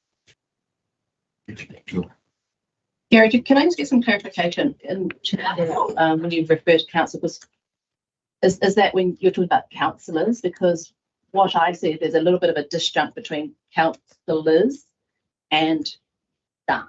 I think staff actually get it quite well and really want to work to enable us, as mana whenua, to be in a sort of partnership role, where councillors, I believe, are the disjunct. So it'd be good to understand where that focus needs to be. I think, in my opinion, it's about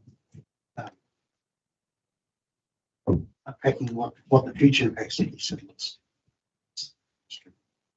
And you're right, council do really well to interpret our aspirations, but it still requires the council here to endorse strategies and policies to enable that.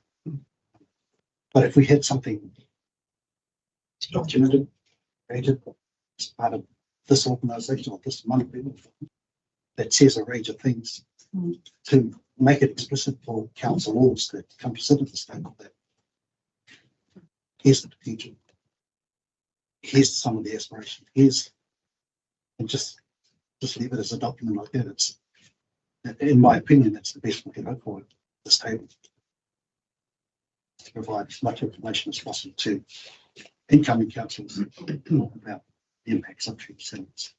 Okay, thank you. Just to extend on that, I think that's where we obviously started with the aspirations document. So there's potentially space for within, and that didn't get too far, to be honest. But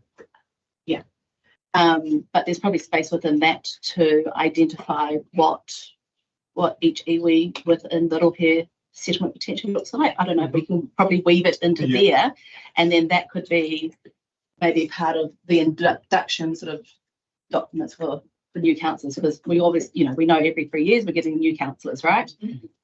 So we just want something that's a little bit consistent, even if it's not adopted by council. At least the document is there, endorsed by mana whenua, forever and a day. Sorry, just to interrupt. It's in reference to the legislation that's passed as a result of those signings. That's where the impact is. but how do we understand that as a councillor? What is the impact of that particular settlement, to say that's been signed, been agreed by the Crown on some of the decisions we're making? Jordan, if I can just say, generally, whether or not you're settled doesn't define whether or not the council should be engaging with Matamata-Piako. And I just want to raise that the Te Tiriti relationship had nothing to do with settled iwi or settled hapu. So whether or not you are an iwi that has entered into a settlement, in my respectful opinion, and that is not whakaitira mana o te move, because ka apply to every iwi that has managed settlement. And Ngāti Tamatara, we are not a settled iwi. And I said earlier on in my kōrero that you have settled iwi at this table, and you have iwi that have not settled. So I think that's actually the first understanding councillors need to have, is that you don't need to be a settled iwi in order to have mana at this table. The second thing is that the negotiators that are sitting at this table know that is a complicated framework that Hauraki has, because we have the Hauraki collective agreement, we have the Hauraki Regis agreement, and it affects different iwi in different ways. And so, again, and I often repeat this, it's about education, because the dock agreements and the lands that are included in the redress deed of settlement, the schedule, the Pari Hauraki schedule, all of those things, that's all public information. And if your councillors actually want to do the homework themselves to educate themselves, all of those maps, all of those documents are already public. And so will every single treaty document and treaty settlement will be public. When the acts are come in force and when the deeds of settlement are signed, all of that's public information. So for the councillors, if they want to know generally what they're doing, that's how they can educate themselves and read the documents. Otherwise, I think you'd need to invite every single iwi, whether they're pre-settlement, post-settlement, to do workshops. Tōku nei whakaaro noiho.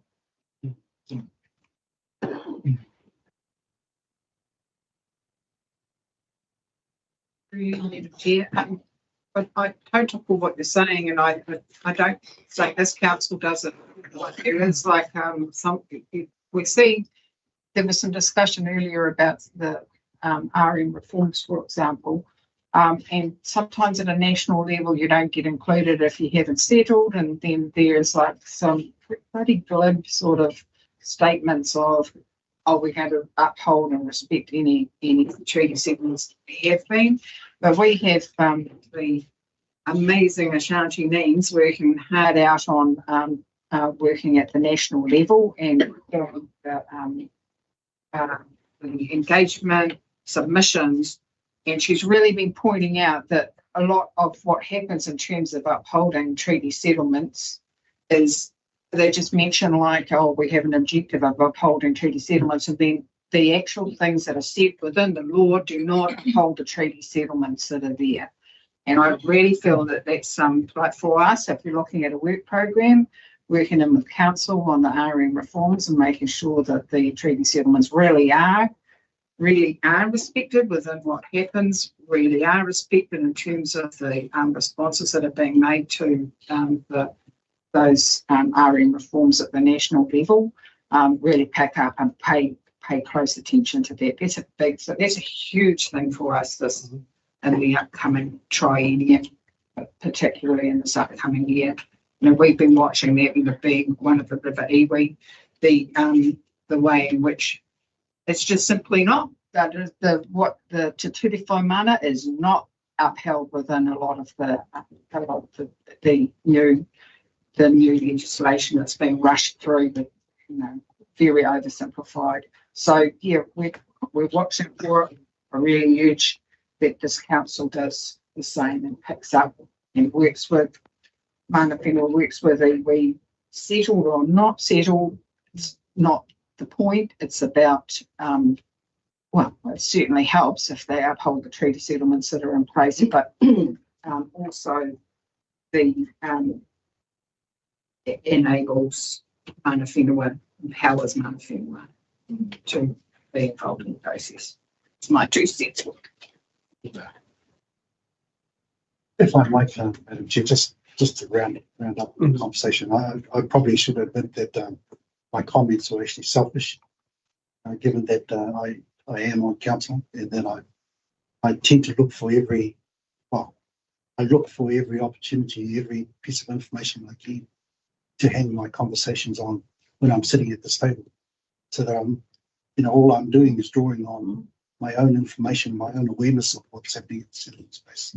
Whereas if we had a document sitting here in this council that actually, when you're talking about water and water that affects 7 different categories, this is Tom Tara's position on why this is, and why and what sort of aspects are critical with it, but also whether it's Raupau or Pao or anybody else.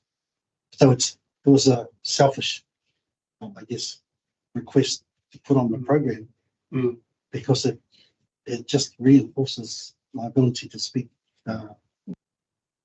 more, have more information, more backup when I sit at this table.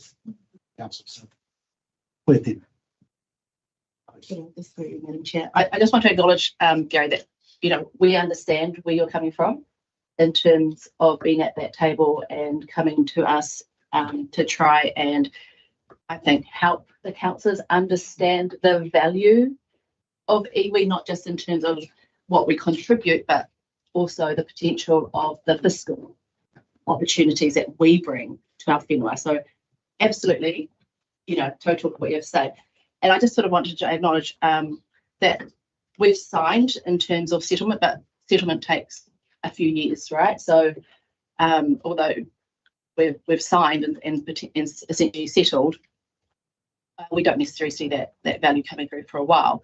But I did want to acknowledge Manaia and his team, because once they were informed that we had signed our deed of settlement, they reached out to us immediately to say, okay, let's get together. So, and that's sort of one thing that I'd been talking about before we had signed with the team, was our deed of settlement is in draft form. All of our deed of settlements, if you haven't signed or whatever, are in draft form. So that should preclude us from operating in that space of settlement. So yeah, just want to acknowledge that the team have got some really good processes in place. And also just lean on their conversation and acknowledge how much with Gary, and it is about those accountabilities, Matamata, and so how can you, as our po whirinaki, our po tuara in council, be reminded of council around those key provisions when there's at least agreement for why that passes through the Raupatu land. How do we recognise for that? So I just wanted to acknowledge you, and certainly I might have had to koe ia koe he manaki in mātou.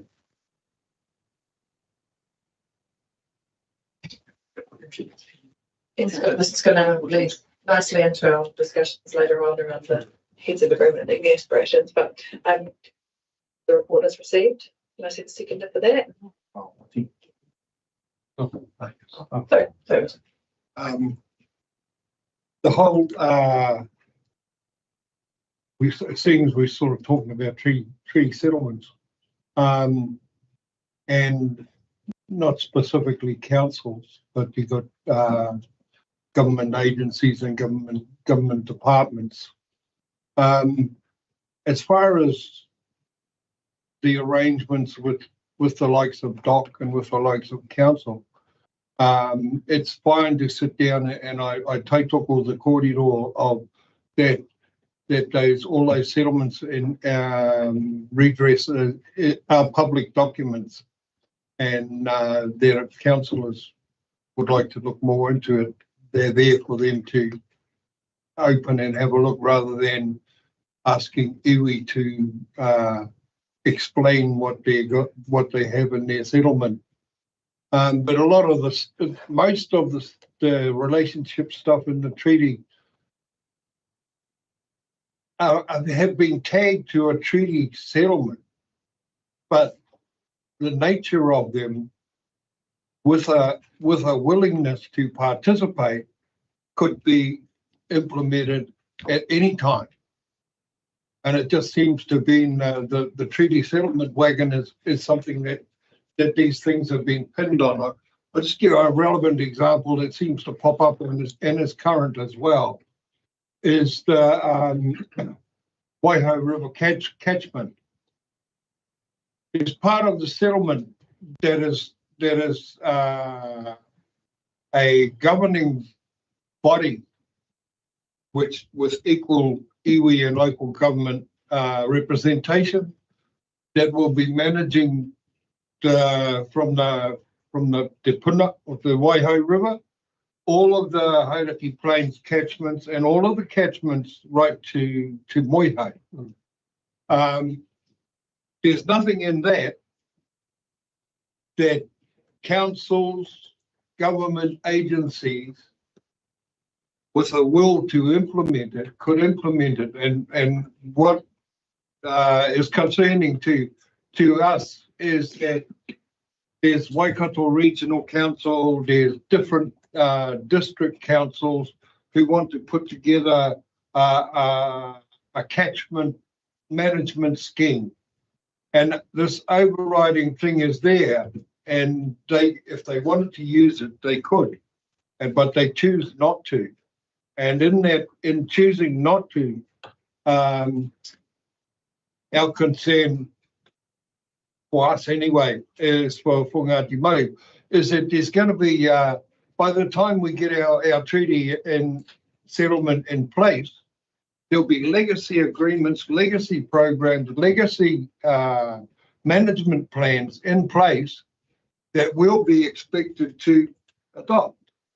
And there's that whole, instead of looking to the future and saying, there's this forum, there's this governance forum that's coming. It's just a matter of time. It's coming. Why not whakamana that rōpū now and include it in management of our waterways? And that's literally what it is. And it's representation on there from local government, Crown and iwi. So that's my little rant. If I can just throw something in there, local government's under a significant challenge of change.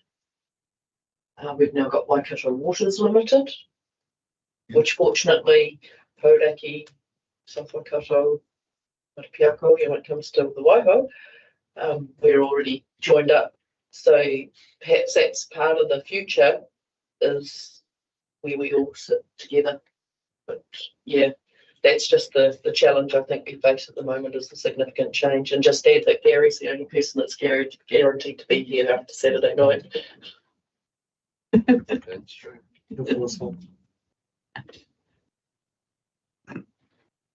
I was just going to lean on that point around the Waikato Waters Limited CCA, and how do we reflect that in our engagement going forward. And having attended the Pōpiri recently in Karapiro, how do we give effect to that new entity, which is looking to all those things that Waiti talked about? Te mana o te wai, me ira awatanga I whanaki ngā mea raupatu. Tanga o te wai, ngā tanga I roto I te wai, me ira awatanga. How's that been factored into our engagement, partnership strategy with that new entity? For the purposes of this discussion, that we haven't had explored that just yet, but we are open to seeing what that looks like. Haven't been involved in EY, recognising that partnership discussion, so it would be an important activity, or it'd be an important partner to start planning for the appropriate engagement with that entity. I'm just going to add, Madam Chair, I think the process that councils went through to develop the 7 council water arrangement model. I think we took every opportunity that we had to make sure Te Mano Te Wai remained the vision statement, because within that is, I guess, the DNA that we aspire to have filtered through the whole organisation. So I think we took many opportunities, and we had a little workshop with some of the regional council staff and sort firms, and managed to have those discussions on. I think we gave it our best shot from this council anyway. Can we hold them accountable to it?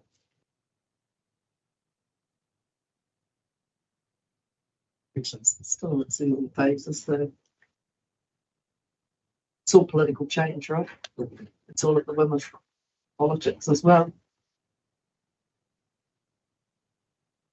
And I suppose part of that past laid out before us is that historically, if we do get to the point where whoever governing body it is made accountable, they just change the rules.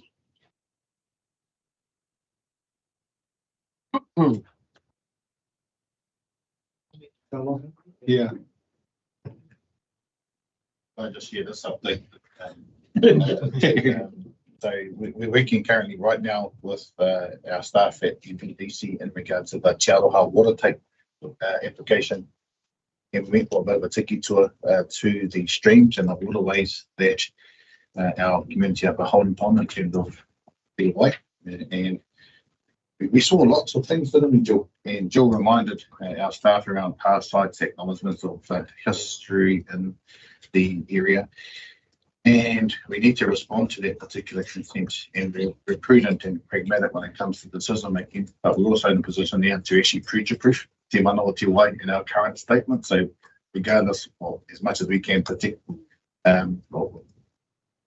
recognise the future political scope, our cultural values and cultural assessments now are going to be put in place to be consent conditions when it comes to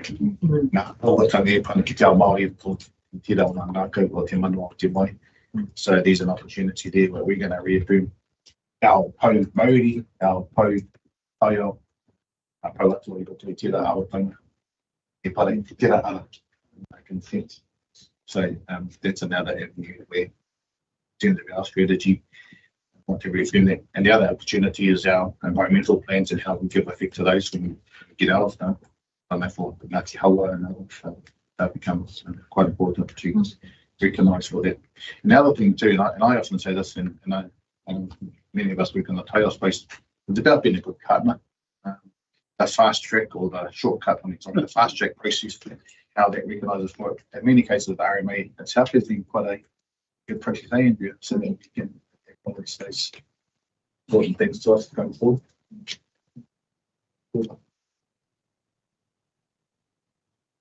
Good, I love the discussion. Just looking at our time, we've still got some other matters to get through. So thank you for that. But that is all going to be helpful discussion later on. So keep this going. Can I just get someone to karakia to close this? Oh, sorry, still need a second. Sorry, I still need a second for his report yet. No, but thank you. While we're at you, Norm, could you close us up, please? Thank you. Kia ora tātou, Rino tātou, heke te rongo mai whiti o tēnei kaupapa, tuko kia ea, tuko kia oi, haume hui e, tā. Yeah, we are going to have